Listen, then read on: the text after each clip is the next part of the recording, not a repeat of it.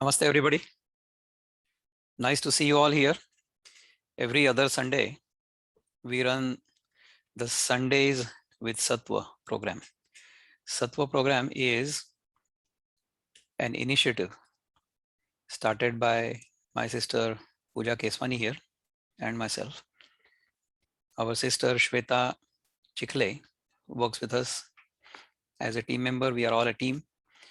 This Sattva team has created an initiative, a platform where participants can come join us and learn about how diet purification can lead to mind purification and ultimately to realizing who we are, self-realization.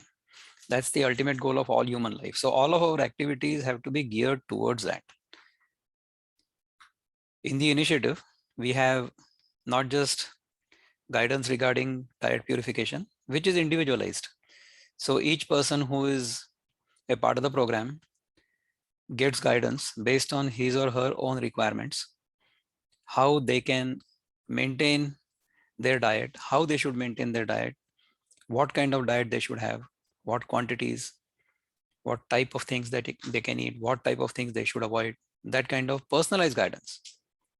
Plus, we have a complementary yoga program as a part of the diet program. So if you join the diet program, then the yoga program is complementary. If you don't join the yoga program and if you do not want to join the your diet program, but you want to join just the yoga program, then of course you can join, but that is not complementary. In any case, we think based on our own experience, we have observed that diet purification actually plays a huge role in making sure that we have a good experience of life. Yoga is a nice complement to it. If we do just yoga and we do not do diet purification or diet control, then the yoga can be potentially harmful. Because what yoga does, yoga practice, the whole yoga practice, it tries to purify us. If we are going to try to clean our house, if we want to clean our house, we should of course get rid of all the junk from the house. But at the same time, we should not create or bring in more junk into the house, correct? So while through yoga, we are cleaning up the toxins from the body, we make sure that through diet purification, we are not adding any toxins to the body in the first place.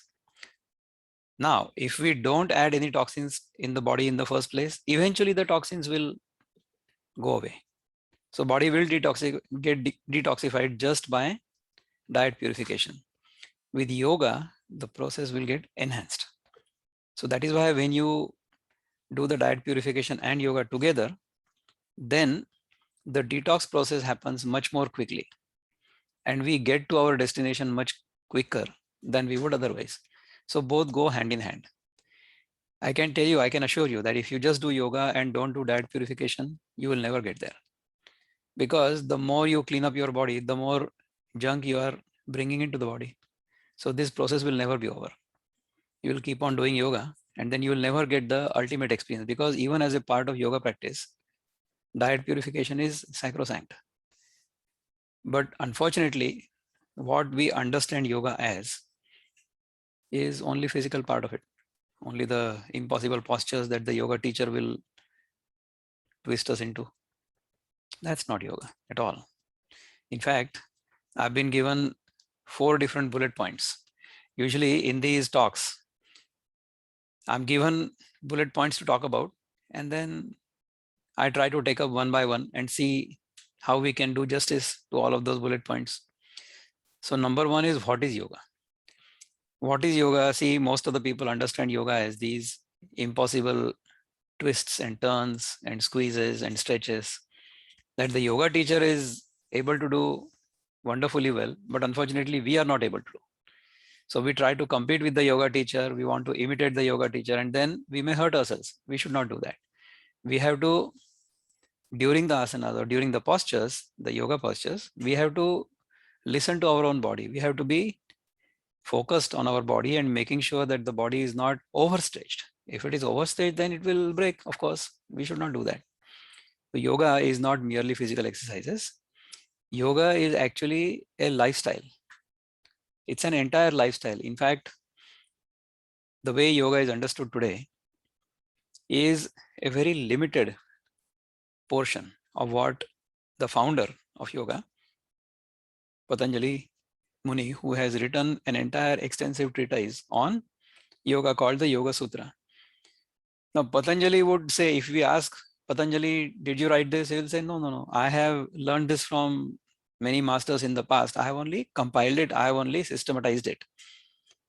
If you ask me, do I know yoga? No, of course, I have learned from many different people, and I'm going to share with you my experience. Now, whether my experience is all there is, I will never claim that. Whether you should follow what I'm trying to tell you here, you should take what suits you. I don't expect that you will agree with everything I will say. No, if you disagree with me, that's completely okay. Because some things that suit me and some things that have helped me, I can share them with you. You can do the experiment to see if those things will help you. And if they do not, then maybe those things are not for you. If you join the Sattva program, then you will come to know what kinds of experiments we have done, what kinds of experiments may be suitable to you based on what we learn about you. And then after that, we undertake those experiments as sincerely as we can. And we experience those results on our own. So when we do these experiments and learn by our own experience, then we don't have to believe anybody. So don't believe me at all. Don't believe anybody. You should believe only your own experience. There should be no belief in our life. Belief should be in the initial stages. You should believe only those people who have, number one, experienced the truth. Number two, don't expect anything from us in return. And number three, want to really truly help us. So they have our benefit in their heart. If we find somebody like that, then you should believe what they say. And you should verify that in your own experience, because they have found that out in their own experience. So in the same manner, whatever is being told here is being told based on our first-hand experience. If you think it is worth trying out, you should try it out. So what is yoga? Yoga is an entire lifestyle. Patanjali Muni talks about 8 different limbs of yoga. There are 8 steps, 8 parts of yoga. Okay, what are those parts? Yama. Yama means what not to do. When we do these yama items within the Ashtanga Yoga, then these yama will protect us from the world and protect the world from us. So the world will not be a problem for us and we will not be a problem for the world. So what should our interaction with the world be, with other people be? That is what is called yama. Yama means abstinences, or the things we should not do. So the first thing we should not do is violence. So the first yama is ahimsa. Ahimsa means non-violence. Non-violence means we should not be thinking about anything bad about anybody, not even thinking. Doing is much further away. पहले तो हमने लोगों के बारे में बुरा सोचना भी नहीं चाहिए. उनको बुरा, उनके लिए कुछ बुरा करना ये बहुत दूर की बात है. बुरा मत सोचो, बुरा मत करो. और बुरा, see, there are 3 things: kaya, vacha and mana. बुरा मत बोलो, right? So we should not do any harm to anybody physically, of course. We should not say such things that will hurt their mind. Okay. Kaya, vacha and mana. We should not even have bad thoughts about anybody. Why should we think negatively about anybody? If we have a negative thought about somebody, then that negative thought will hurt us first. Okay. So if you want to burn a piece of paper, you light the matchstick and then burn that paper, right? So what gets burned first? The matchstick, of course. So if we have a bad thought about somebody else, then that bad thought is going to burn us first before burning them. And sometimes it may not even burn them. It may not have any effect on them. Even if we have some jealousy about somebody or some hatred about somebody, they don't even know. So nothing is going to happen to them. But that feeling of jealousy or hatred will hurt us. That is the problem. Ahimsa. Second is you should not lie. Non-lying or satya. So we should always stick to the truth. If we speak the truth, then we don't have to remember what story we had told to whom. So we should not tell stories. We should only speak the truth. But it's not necessary that we should always speak. Okay. Of course, when we speak, we should speak the truth. But whether to speak or not, that kind of control we should have. If somebody is not very good looking or if somebody is very fat, you don't have to go and tell them that they are ugly or they are fat. No, there is no need. Just stay quiet. Dekho, suno, bolo mat. See, hear, but don't talk. Thirdly, asteya. Asteya means do not steal. Steya means to steal. The word steal must have come from steya. Asteya means not to steal. Not to steal means you should not covet what doesn't belong to you. In fact, you should covet nothing in this world because nothing truly belongs to us. It has been created here either by nature or by somebody. Whatever we use, including our body, which we call as ourselves, this body we have not created. Nature created that for us through our parents. So our parents gave the seed material for this body to be created. Then this body got created by nature's forces. So nature gives us this body. So even the body doesn't really belong to us, let alone anything else. Nothing really belongs to us. In fact, this is the fundamental principle of Ishopanishad. It says, Ishavasyam idam sarvam yatkincha jagatyam jagat yena tyaktena bhunjitha magradha kasya svidhanam. If we understand this one verse and live our life according to these principles, then we will be liberated while we are alive. We will be totally free of fear, anger, jealousy, hatred. All these negative emotions will simply drop. This is what happens when we understand the principle of not stealing. Whatever we earn, if we put in some hard effort, put in some genuine effort, and then we get something in return, we should accept it as the grace of the divine. Asteya. Ahimsa, Satya, Asteya. Fourth is Brahmacharya. Brahmacharya is the most misunderstood word in Sanskrit, I think. The word Brahmacharya actually means, Brahma means something which is vast, which is infinite, which is ever expanding. And Charya means going towards it, or a lifestyle that leads us in that direction. Acharana. Charya means acharan as well as going towards. Both these meanings can be referred or inferred from this word. So our infinite expansion, our life, all of our steps that lead us in that direction is called Brahmacharya.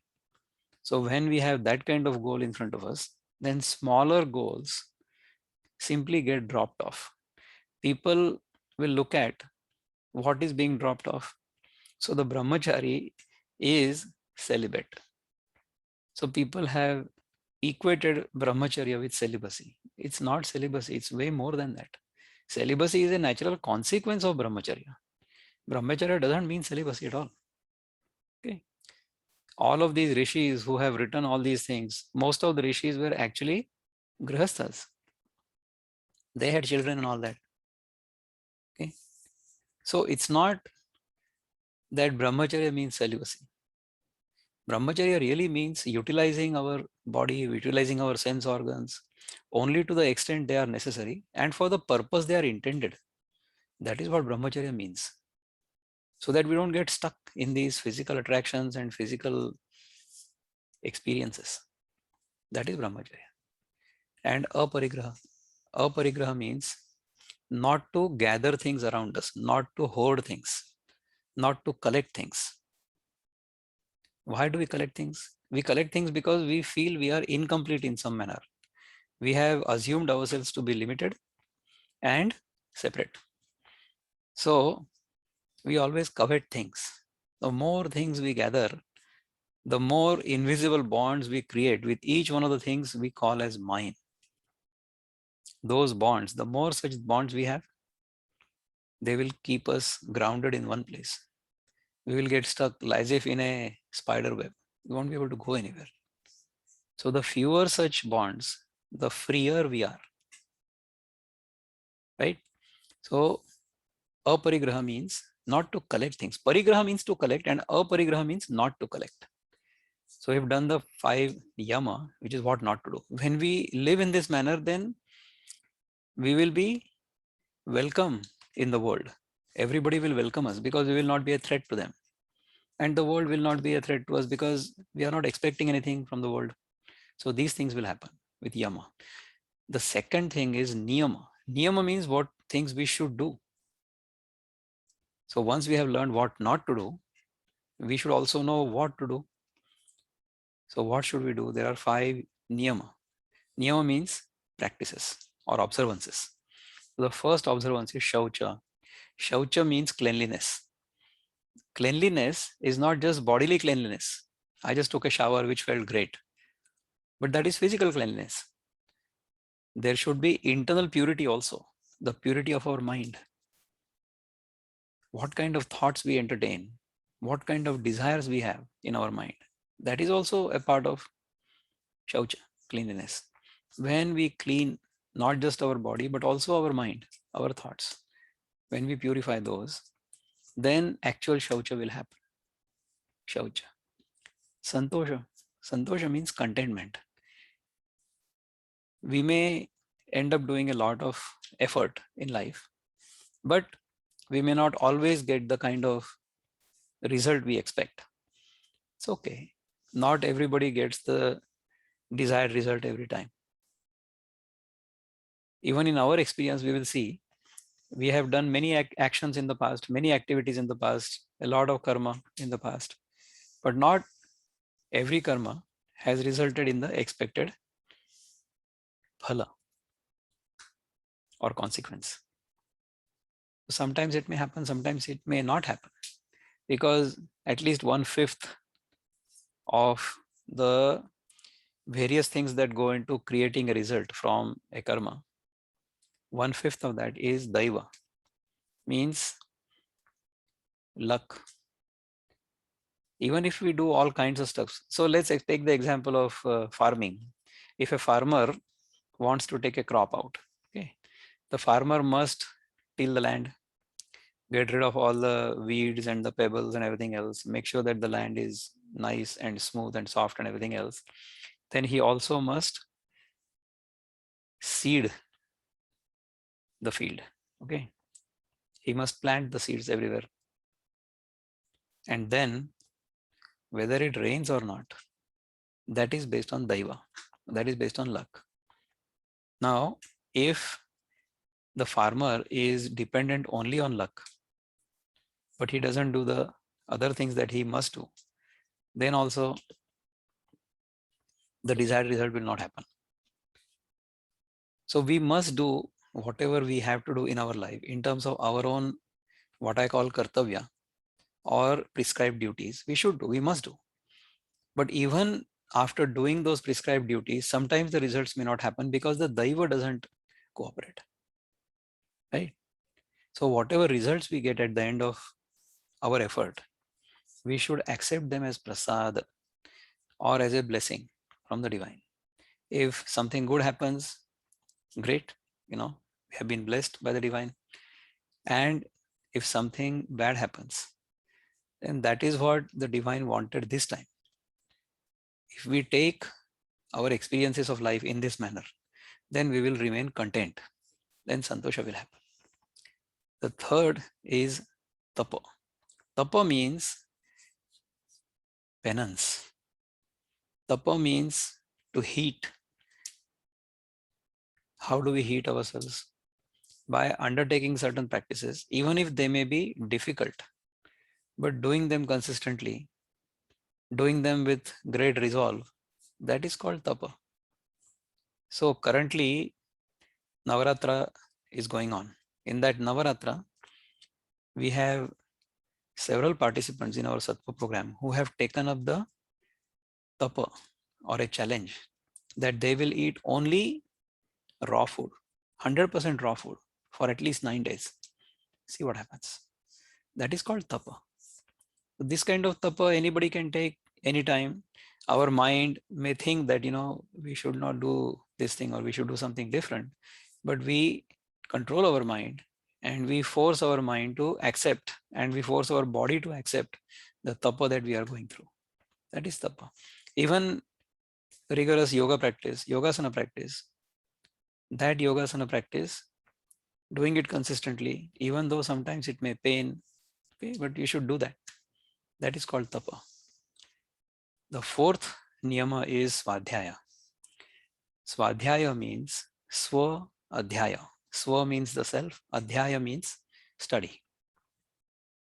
Constantly dwelling on who am I. That is called Svadhyaya. So when we contemplate on who am I, that was the main question Ramana Maharshi used to ask. Who am I? When we understand who we are, then there is Nirankusha Trupti. And there is joy, bliss from within without any ankush. It is independent of anything else. Normally our happiness or our joy is dependent on something or somebody or some place or some time or some situation. Desha, Kala, Vastu, Vyakti, Paristhiti. These 5 things determine whether we are joyful or not. But Nirankusha Trupti means our joy, our bliss is independent of all this because we have realized who we are. And our essential nature is actually bliss. In fact, that is the actual goal of yoga practice. Patanjali says, initially he says, Atha Yoganushasana. So therefore yoga chitta vritti nirodha. So yoga chitta vritti nirodha means by the practice of yoga, we have to control the vrittis in our mind, which means all the thought processes that are going on, we should calm that down. But why? Tada drashtu swarupya avasthanam. By doing this, we will realize who we are. That is the actual goal of yoga. Not just chitta vritti nirodha, not just controlling the mind. But because of the control of the mind, we realize who we are. And once we realize who we are, the control on the mind simply happens by itself. That is Svadhyaya. And then ultimately, Ishvara Pranidhana. Ishvara Pranidhana means surrender to God's will. Ishvara means God.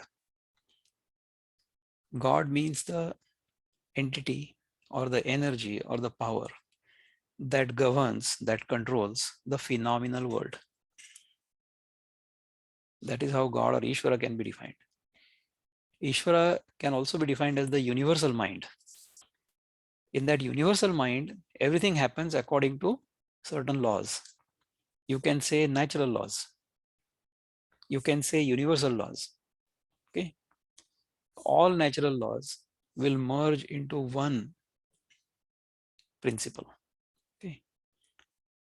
That fundamental principle through which all these laws emanate and all these laws are governed, that is called Ishvara. Okay. That is what we call as God. We don't have to believe in God. We don't have to even say the word God. It doesn't really matter. But nature's laws are universal, whether you believe in them or not. The law of gravity is always applicable. That is the reason we feel we are sitting steadily and comfortably in our chair. Otherwise, by centrifugal force, we would have been thrown away from the surface of the earth long time ago. But we are not, because we are held together by the gravitational pull of the earth. So we need to understand that there are natural laws applicable all over the place, and they are applicable in different planes. So not just the physical plane, but the mental plane, spiritual plane. All of these laws are immutable. Our life is governed by these laws. So this universal power that controls all of these things or through which it appears to be controlled, that we term as God. When we are living in a small or a limited identity, limited as an individual, separate from others, we should be surrendered to that Ishvara. That is the path of bhakti. That is the path of devotion. That is the path of love. And most of us like that path. That path is easier. All the world's religions are essentially bhakti traditions, other than a couple of them. Maybe Buddhism, it doesn't even think that there is any God. We just should live ethically, which is fine, great.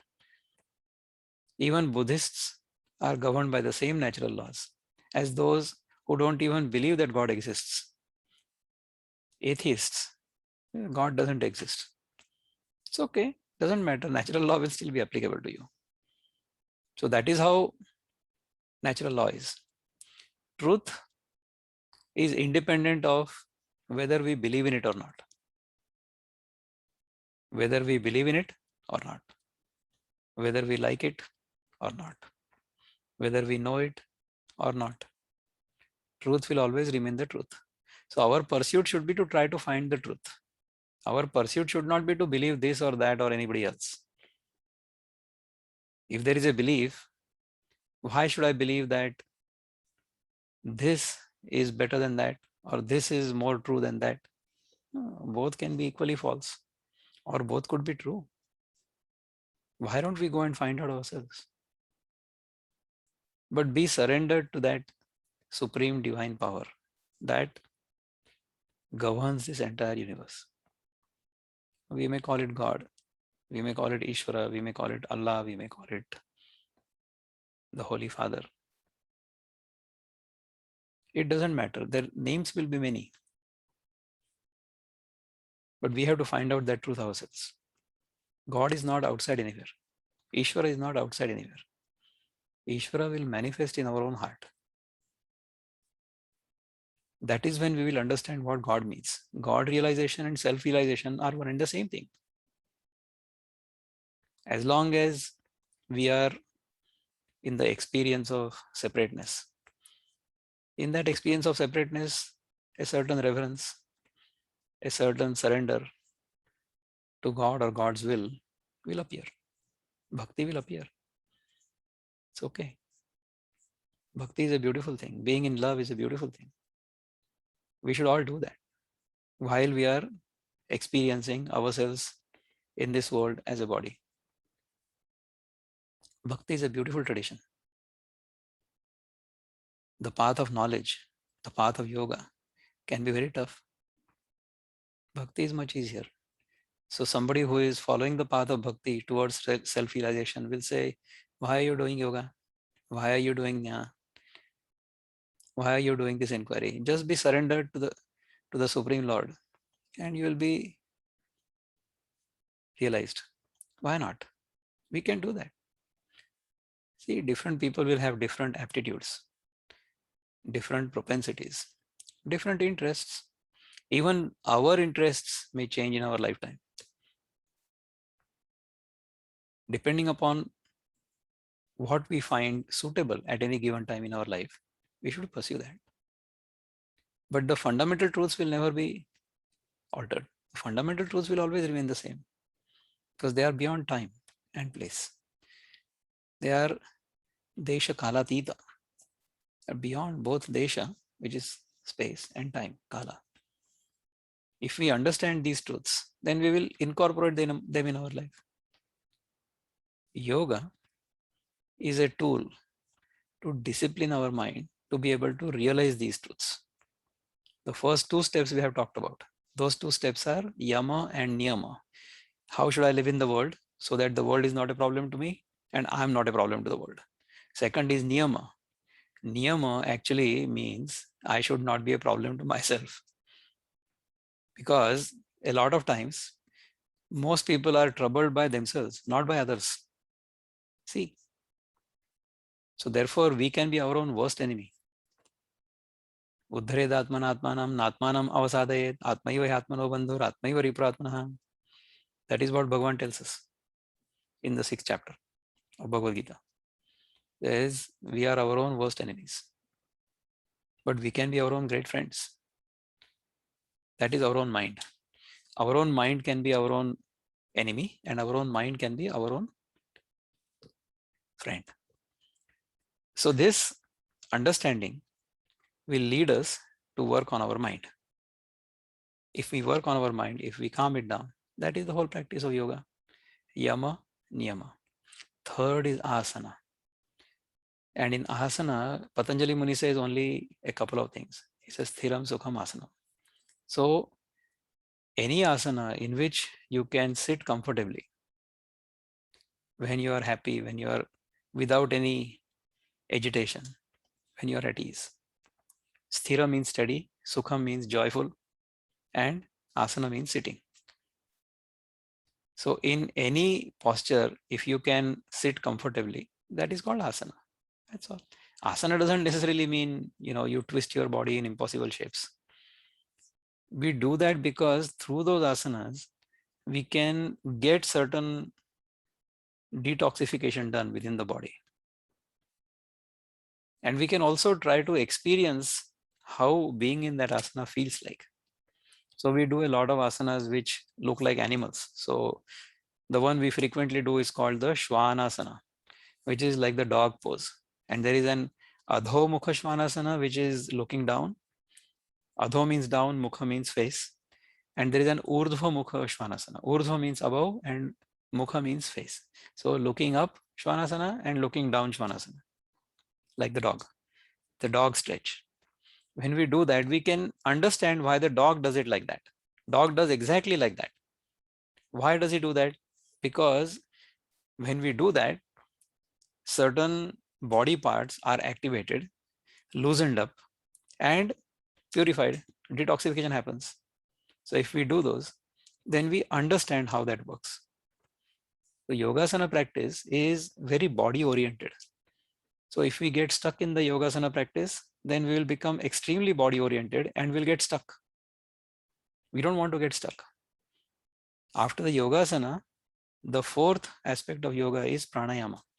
Pranayama actually means the balancing of pranas or the life energies within the body. It's not just breathing. Most people think of pranayama as breathing. It's not breathing. Breathing is the bridge between our physical body and our mind.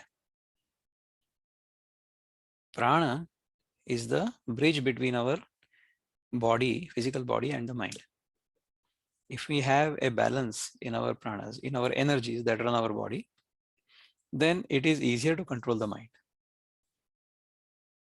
So the fifth thing after pranayama is pratyahara. Pratyahara means not consuming. Ahara means consuming. And pratyahara means not consuming. That is the literal meaning of pratyahara. Why do we do that? If we look at nature, no creature is consuming more than necessary. Whenever it is necessary, they'll consume as much as it is necessary. Never more than that. If we consume more than what is necessary, then we are going against the laws of nature. Then we are not practicing Ishvara Pranidhana. Pratyahara means controlling how much we consume. We should consume only to the extent it is necessary. Then we will be practicing Pratyahara. These are the 5 different things that we must practice consciously. Then the 3 next steps are basically the internal practices. One is dharana, one is dhyana, and the last one is samadhi. These are working on the mind. So dharana means holding the mind in one place. See, right now the mind is looking outward. It is running after things in the world. So its direction is towards the world. You have to turn that direction and come in. That is called dharana. And then hold it at one place, where maybe in your spiritual heart or some place, hold it in one place. Dhyana means hold it, focus on one object. Dharana is direction and dhyana will be on one particular object. So you can do dhyana on your Ishtadevata or maybe your Kantakupa or wherever. Hold on to an object. That is dhyana. And samadhi means doing this for a long time. Desha kala vastu. These three things, they come together. Once they all come together, then these three together will be called samyama. So everything will be in balance and everything will be in equilibrium at all times for a long time. Now, in yoga practice, we are still doing something, and then something begins in time and something ends in time. Even if samadhi begins in time and ends in time, then according to Advaita, it will be only something our mind has experienced. But Advaita will go one step further and he will ask, he means our Guru Adi Shankaracharya. He will say, who is the one who is experiencing this? In whose awareness has this come? That pure awareness is your essential nature. That you are Tattvamasi. That is the last teaching of Vedanta. So yoga is a nice tool to lead us in that direction. Okay. How does diet purification help in all that? See, when we do the diet purification, it has been our experience that our body will get detoxed and the subtlest portion of the food we eat will get converted into what is called ojas. Ojas means the energy or the power that keeps us alive, the aliveness within us that helps us with glowing skin, with great immunity against diseases, and a certain joy from within without any reason. When we have a lot of ojas, that happens. That happens if we purify the food we eat, if we make sure that we convert that into body tissues. There are 7 different body tissues in which food gets converted. Rasa, Rakta, Mamsa, Meda, Asthi, Majja, Shukra. These are the 7 dhatus according to Ayurveda. Rasa means plasma. Rakta means blood. Mamsa means muscle. Meda means fat tissue. Asthi means bone. Majja means bone marrow. And Shukra means reproductive tissue. So these 7 things get created from the food we eat. Only if the Agni principle or the energy principle within the body is strong enough to convert all of these things. So to keep that Agni strong, we have to make sure that we provide it enough air and we don't pour water or solid material onto it. So the Jala Tattva and Prithvi Tattva should not be excessive. How do we do that? We make sure that we eat only when we are hungry. And all the food we put into our body should be pure so that all these 7 dhatus will be pure. And ultimately, the subtlest portion of that food will get converted into ojas. So our body will be extremely strong from within. We will be very healthy. The experience of health we get from within once we practice all these things is phenomenal. Ask anybody who is in our program who has followed the guidelines given to them. If you follow the guidelines, 100% result, you will pass. If you don't follow the guidelines, 100% result, you will fail. But if you do this sincerely, you can get this experience very quickly. Some people get it in 1 month, some people get it in 2 months, some people get it in 3 months. But the program runs for 3 months because in 3 months we have a discipline or we inculcate a discipline to continue this discipline throughout our life. That is why the Sattva program says, okay, you stay with us at least 3 months. Then if you feel you have mastered it, you can go on with it, you go on with it. We don't force anybody to come and stay with us. We don't force anybody to go away from us. किसी को आओ मत कहो, किसी को जाओ मत कहो. मौज में रहो. Be happy. That is our mantramala which we have learned from our spiritual guru, my spiritual guru.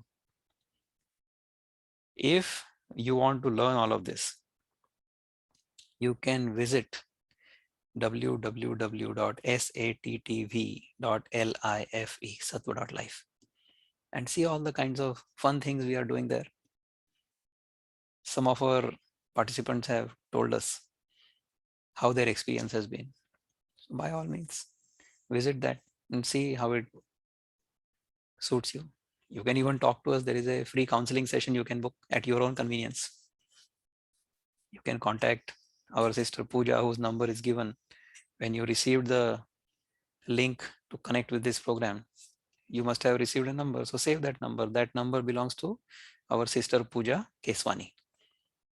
You can talk to her, send her a WhatsApp message, send her an SMS, or call her and ask her about the program. She will tell you all about it, right? So that's what I wanted to share today about yoga and Ahar Shuddhi. If you have any questions or comments, by all means, unmute yourself or raise your hand and ask. One person at a time would be great. It's wonderful talking to all of you. Thank you for paying attention for such a long time. So anybody who has any questions may raise his or her hand and we will chat further.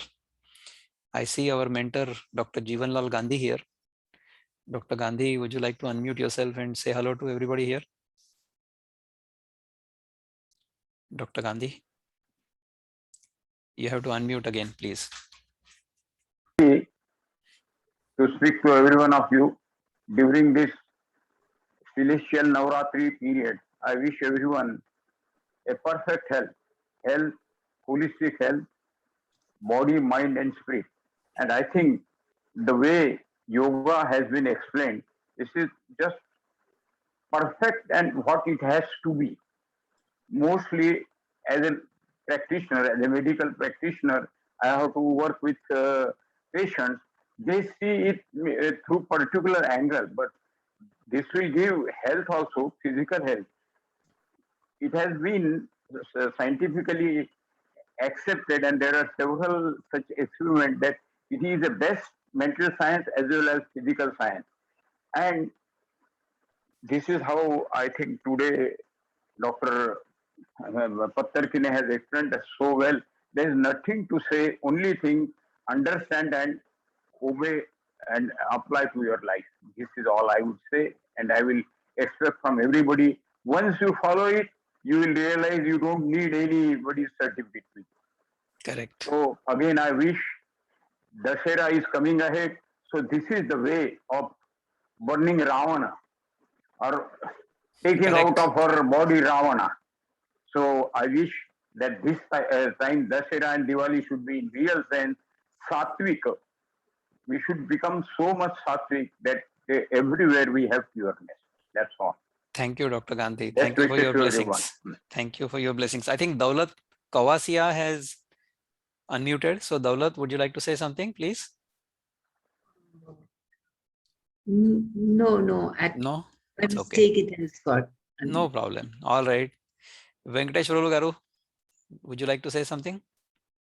Okay, sir, I have listened very nicely. I Thank have you. to ponder on it. Shankaracharya told in a different way, the same thing, sadhana, chatushtaya, etc. But essence is same, expressed in a different way. Correct. See, for sadhana chatushtaya, what Shankaracharya has told us, there are 4 different things. Number 1 is Viveka. Viveka means to discriminate between what is right and what is wrong, what is real and what is not real. That is Viveka. Second is Vairagya. Vairagya means whatever is not real, we should drop it. And we will drop it. If we understand that it is not real, why will we run after it? That is Vairagya. Then it comes, there are 6 different types of sampatti, they call it, Shata Sampatti.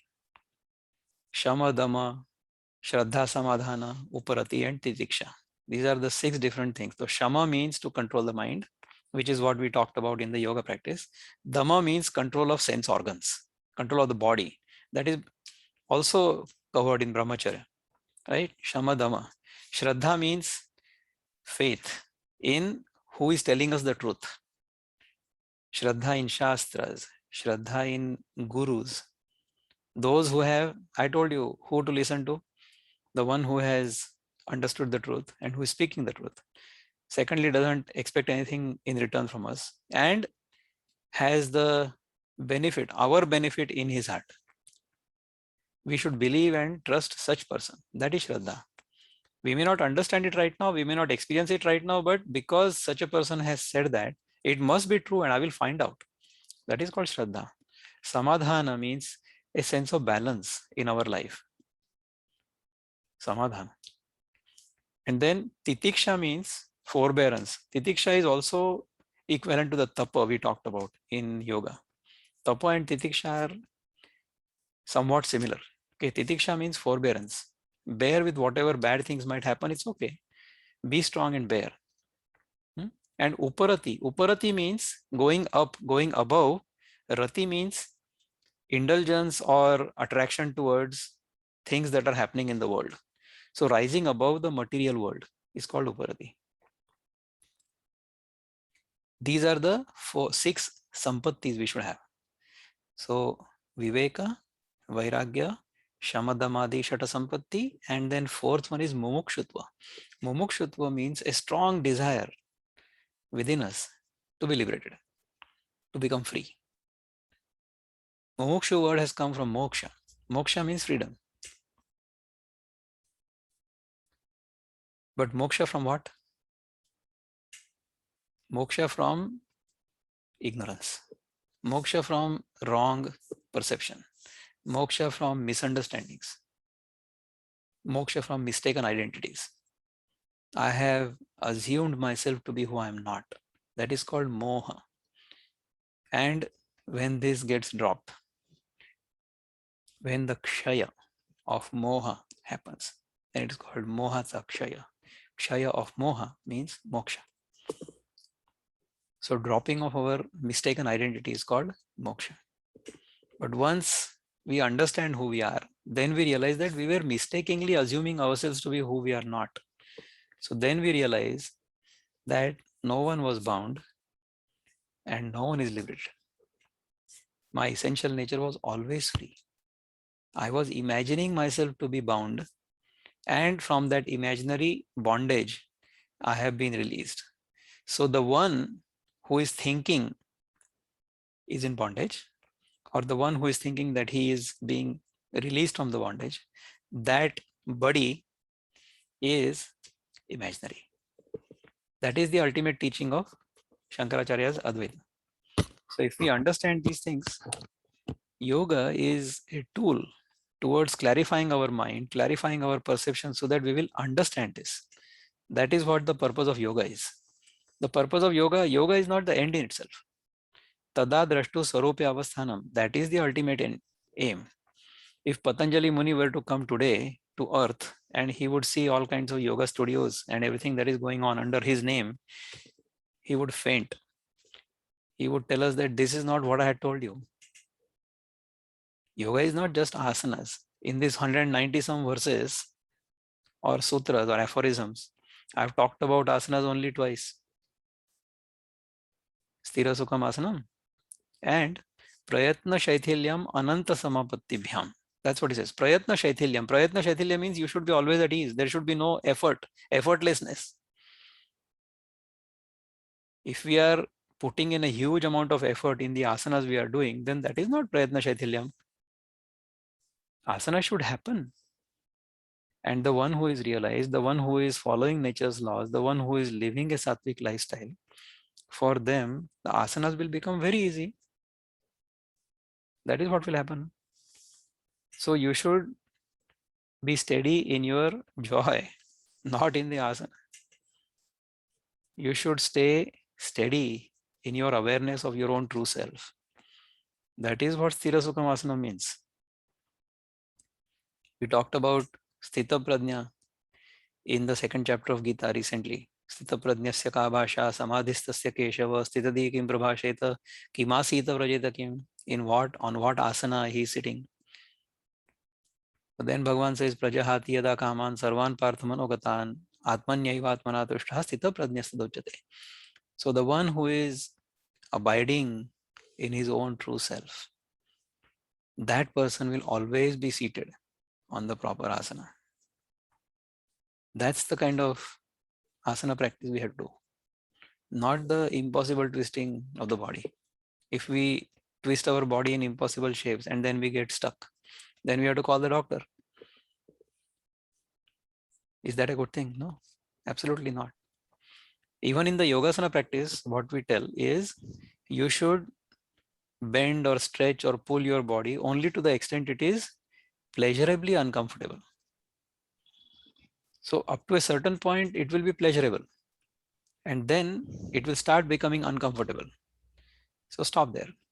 So Venkateshwara Garu, I think you wanted to say something else. Go ahead, please. Yes, sir. Is it possible that an adept yogi can induce that higher state of mind into the normal fellow? Is it Yes, possible? absolutely. No. I mean, I cannot give you that experience. You have to get that experience yourself. Okay. I will tell you the tool. I will tell you the trick how to get there. But you have to go there yourself because you don't have my experience. I don't have your experience, right? So in this world, while we are dealing with each other in the phenomenal world, in the waking experience, in the Vyavaharik Jagata, in the Vyavaharik or the day-to-day transaction, your mind and my mind are different.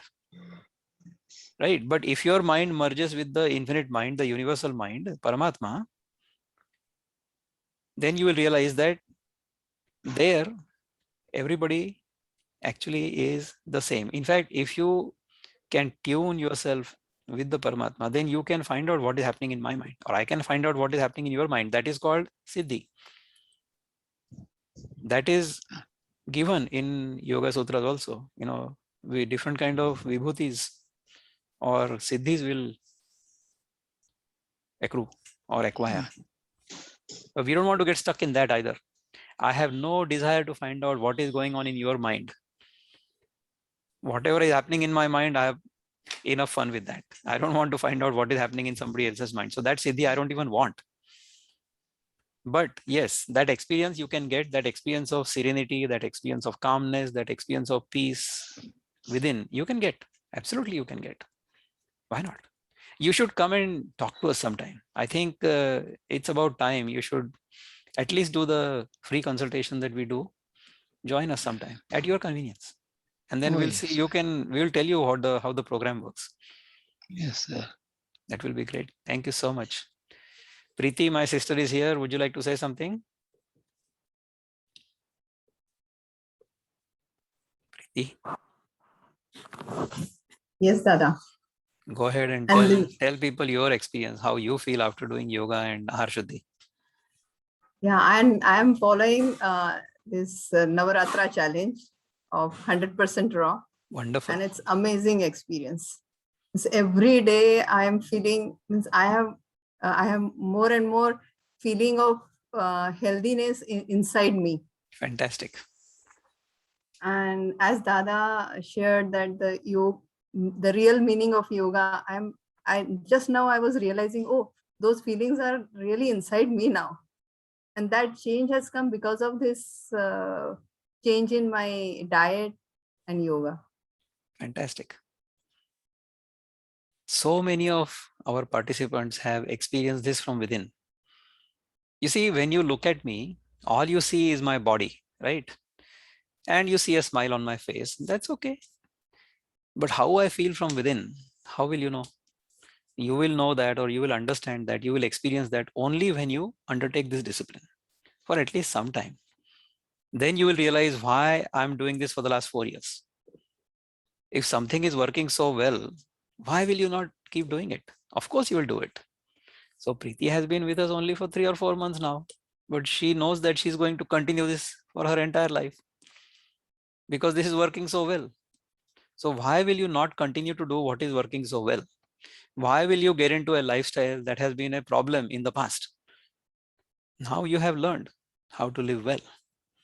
Now you are living well. Luckily, this kind of lifestyle is inexpensive. So your expenses go down. You save money on the fuel you use for cooking. You save time that you spend on cooking and cleaning. That time is saved, isn't it? A lady in the house who is cooking for several people every day, if everybody in the house is eating only natural food, then the lady will be very happy because she doesn't have to cook. She doesn't have to spend time cooking. She doesn't have to clean the dishes. Very good. So if we remain like this, if we stay close to nature, you'll feel very good. You'll feel great from within. I'm quite sure. Any other questions anybody has? If you have questions, by all means, unmute yourself and talk to us. Arpita, go ahead, please. Yeah, good evening. Namaste. I wanted to ask actually Yes. that suppose I want to follow this program, but other members at home, they are not yet ready. So That's then, okay. yeah, so that is where I am still stuck. I have been contemplating joining your Sattva program. program, yeah, absolutely. So if everybody joins, or at least the husband and wife join, it helps. But even if the spouse is not interested or not ready yet, Not even ready, then, not ready yet. that's okay. That's That's it. completely okay. See, you don't have to force your views on anybody. Even in True. our household, there are 4 Mhm. different types of vegetarians. I always tell everybody that our son, who is young, he's a first year college student. He eats eggs sometimes. Okay. He eats dairy. He loves food. But that boy is conscious about having a good physique. So he does 16 hours of fasting every day. 18-year-old boy. He has been doing this for the past 2 years. But he eats dairy and poultry. Poultry means just eggs, not chicken. Okay. My wife eats dairy. She doesn't eat any poultry. She doesn't eat any eggs. She eats dairy products. Okay. So our boy is a lacto-ovo vegetarian. My wife is a lacto-vegetarian. Our daughter is a vegan mostly. So she avoids dairy also because dairy doesn't suit her. So she is a strict vegetarian or a vegan, but she'll cook her food. She loves cooking and she's a great cook. So she eats cooked food. And I am a raw vegan, which means I don't even cook, or very rarely do I eat cooked food. Sometimes I will eat a little bit, but most of the time I eat uncooked food. So we have lacto-ovo vegetarian, lacto-vegetarian, vegan, and raw vegan. 4 different types of people in the same family. But we don't force anybody to eat this or that or the other. So each one is free to eat what he or she wants. And none of them will force anybody else in the family to eat this or eat that. If you feel like eating, you eat. If you don't feel like eating, don't eat. So 4 types of vegetarians living in the same family without any quarrel of any kind. So in your case, Arpita, what I would suggest is, by all means, in our program, we don't tell people not to cook. Everybody is welcome to cook. Even I love to cook. I cook all the time. But I don't eat all the time. I will cook, but not necessarily eat, or I may taste. But most of my food is raw. Because when we eat raw food, then it works really well. That I have understood through experience. Nobody has told me. Initial inspiration came to me from Sadhguru Jaggi Vasudev. I heard one of his videos on yogic diet. But I'm very interested in yoga. I said, okay, let's see what he says about yogic diet. In that, he had said that don't eat 100% raw food, because if you eat 100% raw food, then your sleep quota will go down. So you will not need to sleep, or you will not be able to sleep, because your body will not have any tamo guna or tamasa within the body. Now, if you see a statutory warning, do not do this, then the mind will say that, of course, you should try to do this. So if Sadhguru is saying that don't go 100% raw, then I said, okay, I will take it up as a challenge and see what happens. Lo and behold, the sleep quota did go down. So these days, everybody says that you should sleep for 8 hours, 9 hours, whatever. But that sleep quota came down to 6 hours or less. So 25% decrease in sleep quota, which means that those extra 2 hours you get every day, you can do things like this that I'm doing right now, isn't it? So I work as a consultant.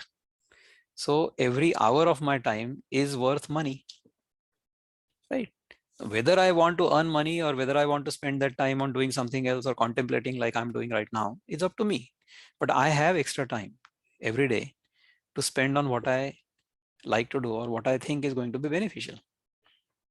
That is very good. Then practical advantage, You don't have to spend time cooking. Practical advantage, you don't have to clean the dishes because you don't cook. You don't even need a kitchen. All you need is a small knife. That's all. That knife is required to cut sometimes, that's all. But other than that, you don't require any kitchen at all. So easy. Life becomes very simple.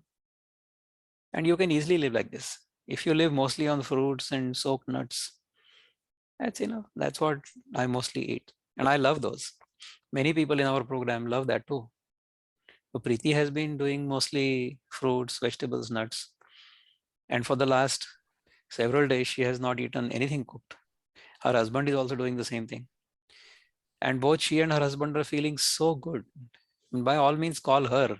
Don't call me or Pooja because we will tell you our side of the story, right? We are running the program. But talk to Preeti. She is a participant. So she's seeing it from the other side. Then she will tell you exactly how you will feel as a participant. You Sir, should do I'd it. like to add to this for what Arpita said, right? Go ahead. So Arpita, there are many people in our program where only one person is doing the program, right? And the spouse is not. So the advantage of this program is, like sir said, you do not really need to cook. So you can continue cooking for other people like the way you have been.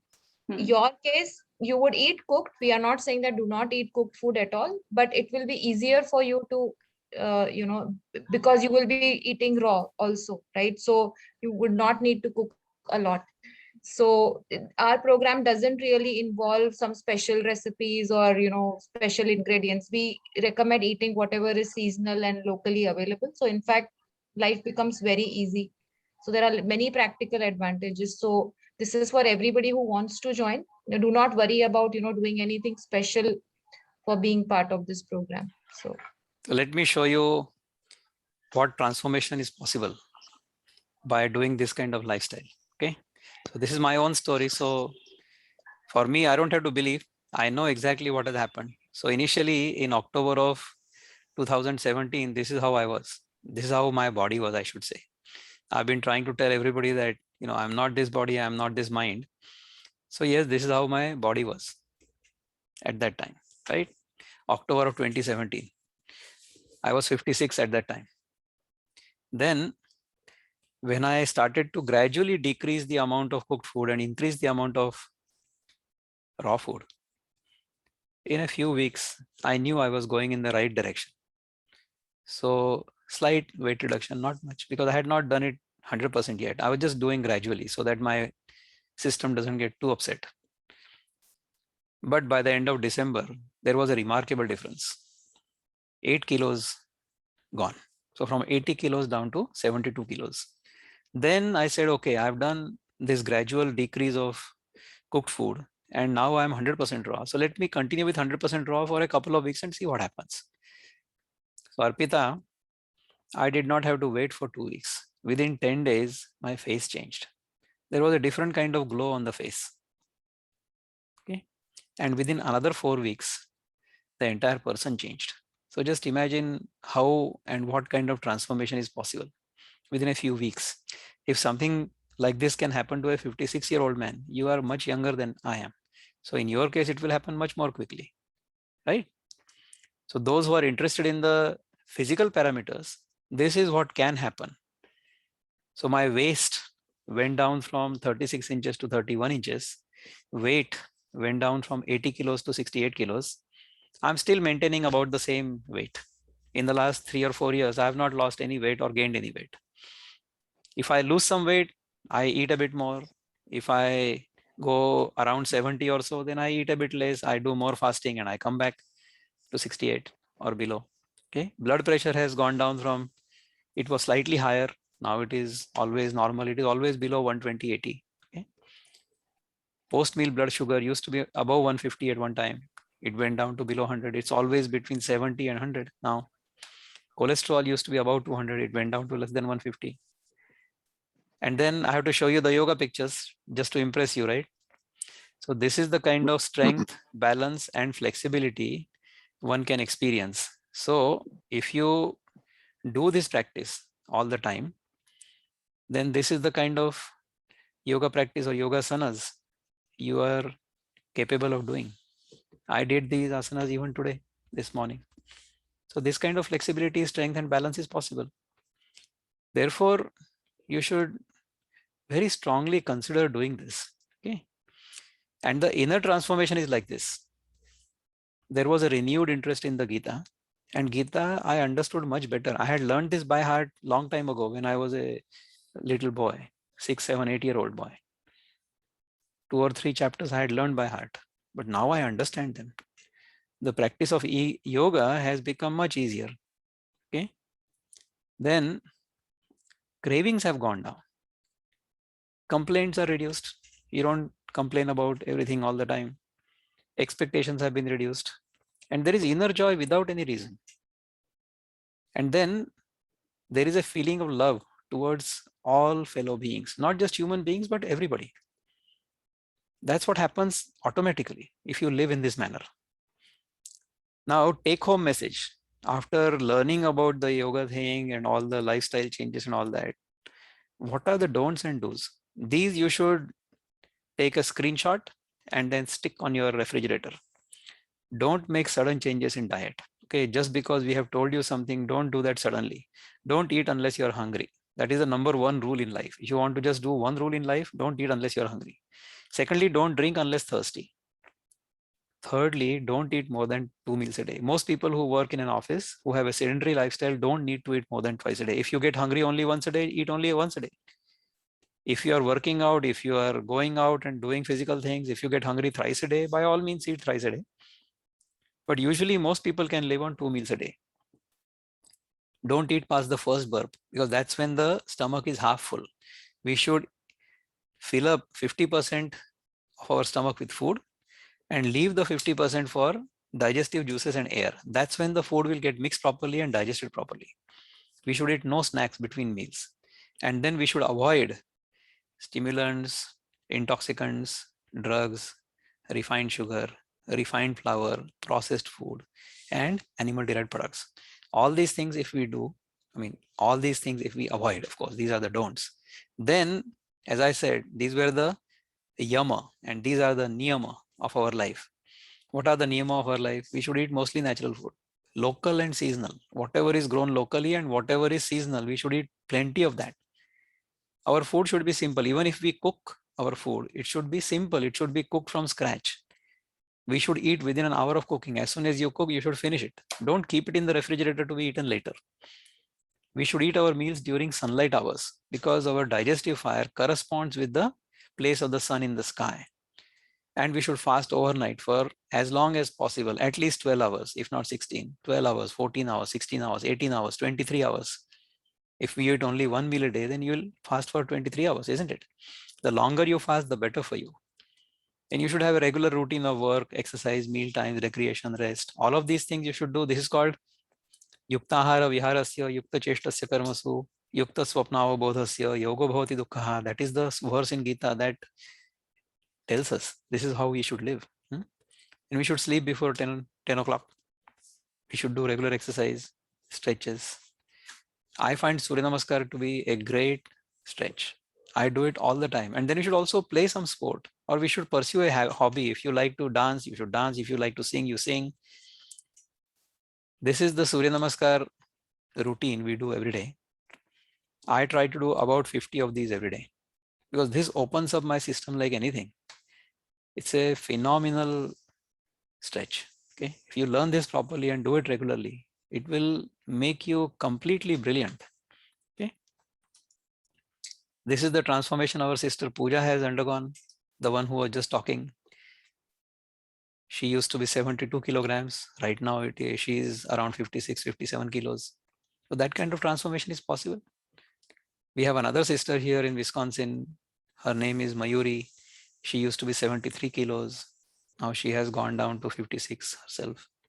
So this kind of transformation is possible. If you look at these two pictures, you will think that the person on the left is the mother of the person on the right. That's how much different she looks now, isn't it? So these kinds of things are possible. That's why we have started this initiative called Sattva. And these are our contact details. So you should by all means go there and try to book a free consultation slot. So Diet I'll purification do leads that. to, And by for all me, means. actually, it is not only physical transformation. It Uh-huh. is there are certain physical problems, like I get migraine headaches and all frequently. So that is something which They will is go worrying. away, Arpita, because Pooja used to have migraine headaches. Our sister Shweta used to have migraine headaches. They are gone, completely gone. Because diet Yeah, so purification those will are lead, mainly the concern. no problem, by all means. So the concluding remarks after speaking for so long is diet purification will lead to mind purification, which helps us realize our essential nature. But for that, we have to live simply at the need level. As I said, yuktahara viharasya, you should be regulated in ahar, vihar, everything. And contemplate like we are doing right now, and therefore be healthy and happy. That's how you should be. Sure. So Thank you. Thank you so much. awesome. Most welcome. Anybody else has any questions? Pooja, has anybody asked any other questions? Chetna is asking, I wonder if I'm getting enough calcium. I'm sure you are getting enough calcium, Chetna. Absolutely. Because we get calcium through nuts. You are eating pistachios, right? Sesame seeds and other seeds. Yes, calcium is taken care of. No problem at all. Great. Wonderful. It has been a very pleasurable hour. You are most welcome. If there are no further questions, then we'll stop here. Appreciate everybody joining us today. We look forward to seeing you in the next couple of weeks once again. Have a wonderful Sunday ahead. Those who are in the US and those who are in Bharat, have a good night. Thank you. Bye-bye.